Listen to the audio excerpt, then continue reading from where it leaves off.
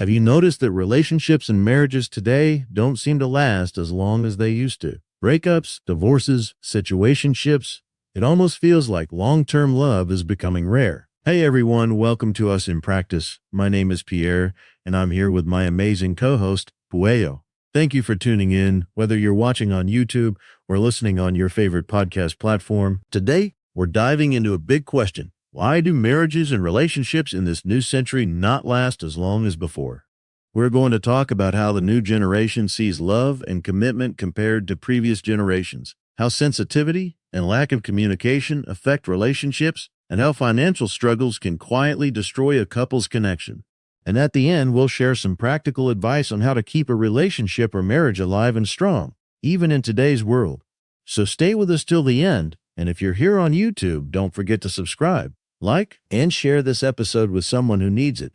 So let's start it with the first angle. When we look at our parents' or grandparents' relationships, a lot of them stayed together for decades, sometimes through really difficult times. Today, things feel very different. Boyo, what do you think about how the new generation visualizes marriage and relationships compared to previous generations, especially when it comes to commitment, responsibility, and tolerance? That's a great question, Pierre. Honestly, the way the new generation looks at relationships is very different. Before, marriage was seen as a long-term duty and a partnership for life. People expected to work through problems.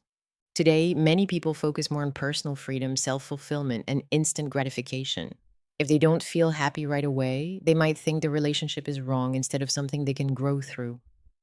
When it comes to commitment, a lot of people are afraid to fully commit because they don't want to lose themselves or give up their independence. For responsibility, some avoid taking accountability for their actions. It's easier to blame the partner or say, that's just how I am. And tolerance has changed too. Previous generations tolerated more discomfort, more flaws, maybe even too much at times. Today, people sometimes have very low tolerance for imperfection. One mistake, one disagreement, and they're ready to walk away instead of communicating and learning. Yeah, that's so true. It's like the standards are higher, but the patience is lower. People want deep love, but they don't always want the work that comes with it. That leads perfectly into the second angle, communication. From what I see, communication is one of the biggest reasons relationships fall apart today. On one hand, we've never had so many ways to talk: texts, DMs, social media, video calls. But on the other hand, it's like we've never been so bad at truly understanding each other. A lot of people today are very sensitive to criticism. The moment their partner gives feedback or points out a problem, they feel attacked or judged. Instead of hearing, "This is something we can fix," they hear, "You're not good enough." That high sensitivity can make even simple conversations feel dangerous. So couples start avoiding important topics: money, expectations, boundaries, even emotions. They say, "It's fine, it's whatever," when it's not fine at all. And because of that, small issues pile up. Something that could have been solved with one honest discussion turns into resentment, distance, and eventually a breakup. Communication requires being able to hear things that are uncomfortable without exploding or shutting down. If every observation feels like an attack, it becomes almost impossible to solve problems together. Exactly. And sometimes people think love means never making me uncomfortable. But real love actually includes telling each other the truth, even when it stings a little, so the relationship can grow. Now, let's talk about another huge factor: money and the economic reality we live in. A lot of couples are not breaking up because they don't love each other, but because the pressure around them is just too heavy. Pueo, can you share your thoughts on how the poor economic situation nowadays can destroy marriages and relationships compared to previous generations? Definitely. When you look at many previous generations, the cost of living in many places was lower compared to income. One job could sometimes support a whole family, or at least life felt more stable. Today, a lot of couples are fighting just to survive financially. Rent is high, food is expensive, childcare is expensive, and salaries don't always match the cost of life. Both partners might be working full time and still feel like they're barely keeping their heads above water. That kind of constant financial stress can destroy the emotional connection. People are tired, anxious, and easily irritated. Arguments about money become daily.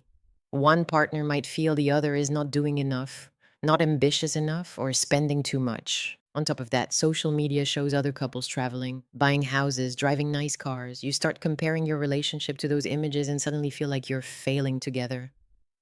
That comparison creates shame and frustration. And if communication is already weak, the relationship can start to crack.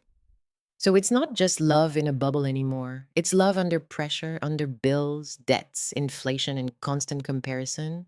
Yeah, and when love is already fragile, that pressure can be the last straw. Without unity and teamwork, financial stress can turn partners into enemies instead of allies. So now that we've talked about commitment, communication, and money, let's finish with something hopeful. What can couples do to keep their relationship or marriage alive and strong, even today? Let me share a few pieces of advice that can really make a difference. First, work on real communication. Be honest about how you feel, but also be willing to listen. Don't just speak from anger. Speak from a desire to be understood and to understand.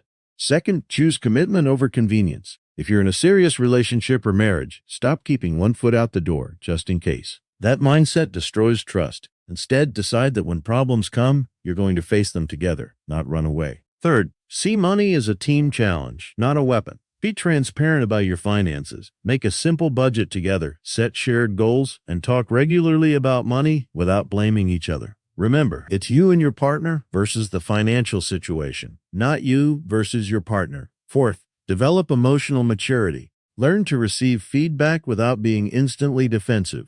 Learn to apologize when you're wrong, and learn to forgive when your partner makes a mistake. Long-term relationships are built by people who are willing to grow, not by people who pretend to be perfect. Finally, protect your relationship from constant comparison. What happens between you and your partner is more important than what happens on other people's feeds. Build your own story, slowly, with patience and love. That's powerful, Pierre. At the end of the day, relationships today can last, but they need intention, effort, and a lot of honesty. If two people are willing to work, to communicate, and to stay united, they can still build something beautiful and lasting, even in this century. Absolutely. So, to everyone watching or listening right now, if you're in a relationship or hoping to be in one, remember that love is not just a feeling, it's a daily choice. Thank you so much for spending this time with us on. We hope this conversation made you reflect on your own ideas about love, commitment, and relationships.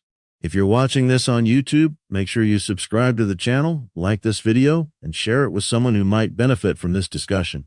Drop a comment below and tell us, why do you think relationships don't last as long today? And what do you believe helps them survive? Once again, I'm Pierre, and this is Pueo. Thank you for tuning in. Take care of yourselves and take care of each other. Bye, everyone, and see you in the next episode.